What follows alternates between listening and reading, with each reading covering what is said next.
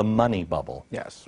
It is the last one, too. Well, let's hope it's the last one. I suspect that after this bubble burst, the Fed's going to look for a way to try to create another bubble to try to make us forget about the last bubble. And that's really the way they were doing it. And there's a very conscious attitude in 2003, 2004 to say, okay, we're coming off this recession across with the dot-com bubble. What do we do to make people feel wealthier? What do we do to get people to go out and spend? And what they decided to do was, let's gin up the housing market. Everybody will feel like they have a lot of money. Right. It'll a lot of people to work. And so what are they trying to do now? Let's gin up the stock market. So and it really is creating one bubble to try to offset the effect of the last bubble. So, Edward, let me go back to you. We see the way they're working the bubbles now, but let me go back into the past. We see this clump of crashes here. And I know, correct me if I'm wrong, I think it's like a panic in the 1890s, either 1892 or 1896, where I believe it was J.P. Morgan that loaned money to the United States. He came in and personally bailed out and said, I'll lend you money. Then another one happened in like 03, and he said, you know, I can't do this anymore. You guys are on your own, but I'll get my friends together and bail you guys out one more time, and they did. And that's what kind of led to this, correct? Well, that's exactly the historic origin of it, but I think underlying this, we have to recognize the principle of the Ponzi scheme. The system really is a Ponzi scheme as we're living through it right now. It works as long as the money supply continues to expand and expand and expand, like any Ponzi scheme. You pay off the first investors so that they're very happy. They bring in the new investors. As long as it expands, it works. But when it finally stops, the whole thing comes to an end. That's why they have to keep expanding the money supply. Well, when you create money out of nothing, you also face the fact that money goes back into nothing. So this kind of a system makes the expansion and contraction inevitable. The booms and the busts are inevitable. If the money were backed by something solid, like gold or silver, that you just couldn't create out of thin air, well, then there wouldn't be these contractions or expansions. It would be a nice, even playing field. Most people think that our money is kind of backed by something in Fort Knox. And I have talked to several congressmen who have asked to go see the gold in Fort Knox, and they can't go see the gold in Fort Knox. It is, I mean... That's, you know, sort of surprising, because one would think that congressmen and I can understand why they might not let me see it. I might want to take some of it out with me. Well, the largest collection of gold is here at the Federal Reserve, right? Exactly. And that's not American money, that's the Fed's. That's the Fed's, and a lot of what the the New York Federal Reserve keeps is gold for other people. Right. Like there might be gold for the Bank of England here in New York that they're keeping. And they quite often will just put it on a cart and move it from one person's account to another. Edward, do you believe we have gold in Fort Knox? I mean, a lot of gold in Fort Knox? Is it still there? I think it's very naive to think that we have any gold there for the reason you said. If they had it, they would show it. It's as simple as that. Okay, they don't have any gold there. Back in just a second.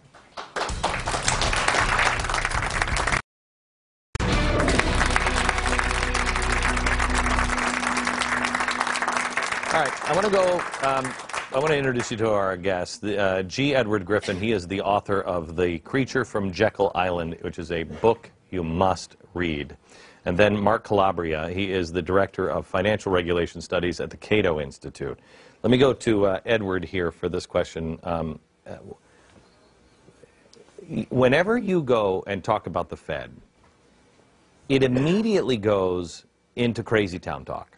It immediately goes to, and then the Rothschilds took a bottle of wine and kept little orphan children in there while they were sacrificing virgins in volcanoes.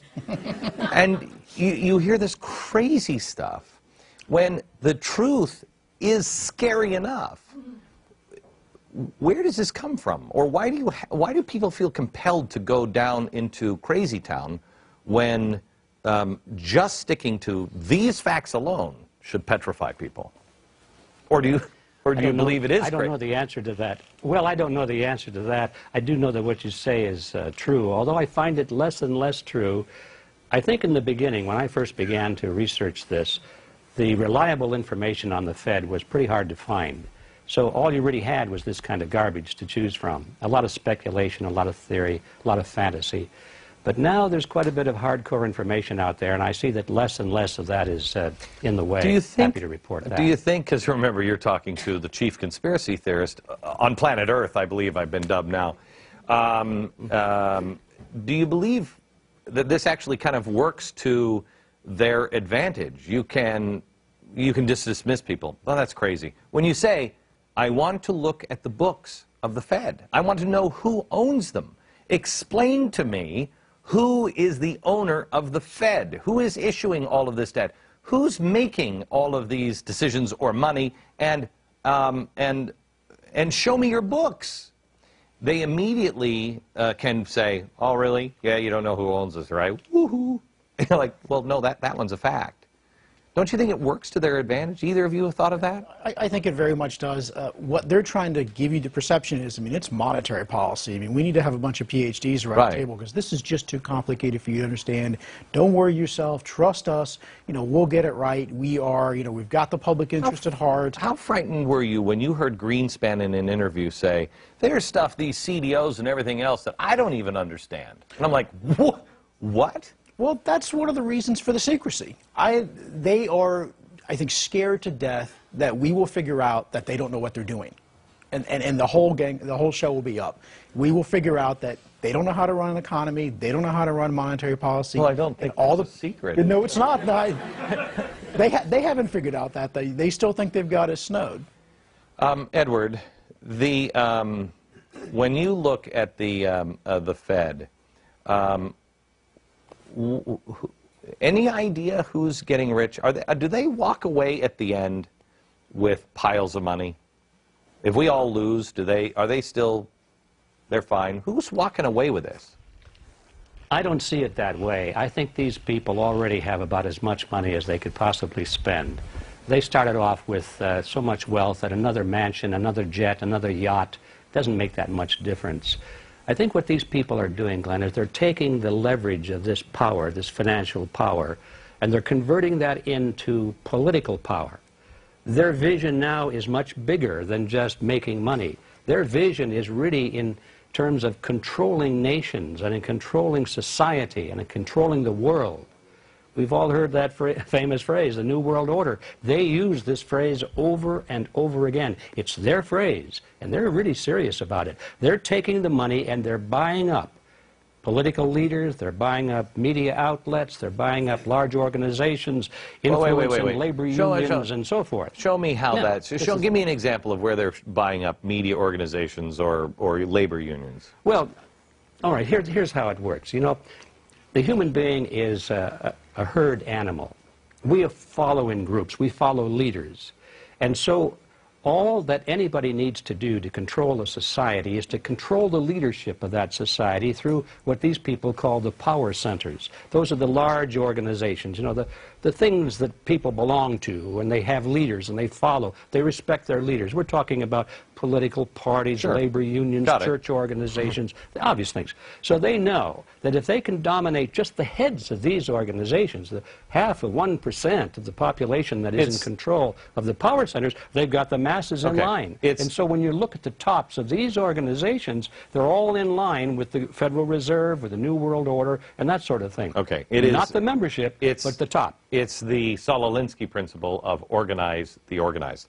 When we come back, audience questions, and then I want to ask you, Mark, about Ronald Reagan. The story is that Ronald Reagan was kind of taking on the Fed and rattling the cages, and the Fed taught him a lesson, and he kind of went back into line. We'll get into that in a second.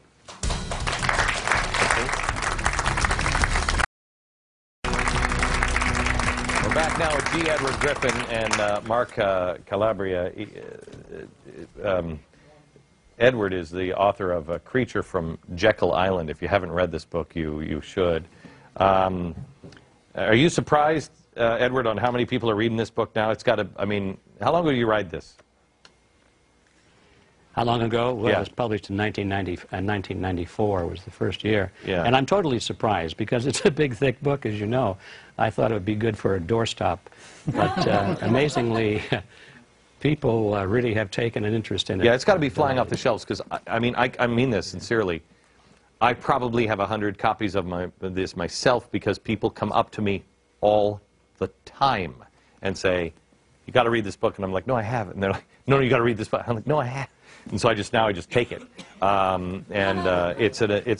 It's an amazing read that, you know, most people have never taken this journey down. I want to go to Ronald Reagan here for a second with you, Mark, and ask you, because I've always heard that Ronald Reagan, you know, after the 1970s and Jimmy Carter, which was kind of a mild version of what I think we're in now. Wow, that's scary, isn't it? He came in and he wanted to change some things, and the story is that the Fed taught him a lesson. True? There was a lot of pushback on the regulatory side, and that's the reason, if you remember, that Reagan reappointed Volcker one time, but he did not reappoint him the second time, and because at that point they were not getting along all that well, and there were pretty big differences in policy, and this is despite Reagan was very supportive of Volcker's efforts to bring inflation down. Most of the disagreements were really on the regulatory side. Reagan, in his Treasury Department, wanted to redo banking regulation in a way that Volcker did not agree with, as well as you may or may not know that the regional presidents have to be approved by the Federal Reserve here in Washington. And so there were a number of people that Reagan wanted to get appointed to regional Federal Reserve banks, and these were hard money people, these were people who were inflation fighters, and Volcker vetoed them. So he kept pushing Reagan's people out of the Federal Reserve system. Okay. Edward, if people had to know one story of the Federal Reserve that would turn their hair the color of mine, what would it be? That would be what I call the Mandrake mechanism. That's the process by which money is created out of nothing and put into the economy and withdrawn from the economy. If that doesn't cause your hair to turn white, I don't know what it is. When they said when they said on Capitol Hill, when Bernanke said, we will not monetize our debt, I got on the air that night and said, he's already lying, but he will monetize. That's all they know how to do. Pardon me? That's all they know how to do. Right, and they monetize the debt, but they're still claiming, I don't know if they are now, but they were a few months back, that they are still claiming? They're still saying we're not going to monetize it. Yeah, but they are. But they get away with saying we're not printing money, we're just digitizing it. Yeah, I mean, well, you might remember there was that big interview with Bernanke, and he said there right out, well, you know, we're not creating new money. I mean, you know, they physically weren't printing money, but of course, if I took something, a bank account, and just here we are on the computer and put more money in your account, you'd feel like you have more money. So they were creating money electronically. So he very narrowly said, well, we're not printing more money. I mean, it was absolutely disingenuous. I mean, of course they were creating more money if they were creating more money. Do you believe that we are headed for I think real tough time? I think we are headed for a real tough time, and I think we could potentially, you mentioned, you know, a bad version of Carter. We have the potential to be back in a 70s sort of situation. Remember, the word stagflation went away for a while, but we might be looking at a situation again where you're having high inflation and high unemployment. How many people here would be like the manna from heaven if we only hit the 1970s? We'd be like, oh, wow, it's only as bad as Jimmy Carter years. That's fantastic. Edward, your opinion on can we get rid of the Fed? Is it possible? It's technically possible because the Federal Reserve was created by an act of Congress and it can be abolished by an act of Congress. But what must happen before Congress has the backbone to do that? It has to be a complete change in Washington because by and large the people that are in office today are very much beholden to this creature, and they're not going to do it. So we have a political agenda here. If you have people who, like you say, can control through monetary policy, you'll never get those people. You'll never make that change because they would control too much of the money. I mean, they could make the pain enormous. Am I wrong on that? No, you're quite right. In fact, we have the precedent for that during the fight between President Jackson and the Second Bank of the United States. The head of the central bank, which was that version of the Federal Reserve today, his name was Nicholas Biddle, and he fought back exactly that way. When Jackson tried to generate support for getting rid of the Second Bank, he said, I will pull the country down. He said, the nation will fall, the people will fall, but the bank will not fall. That was his exact quote.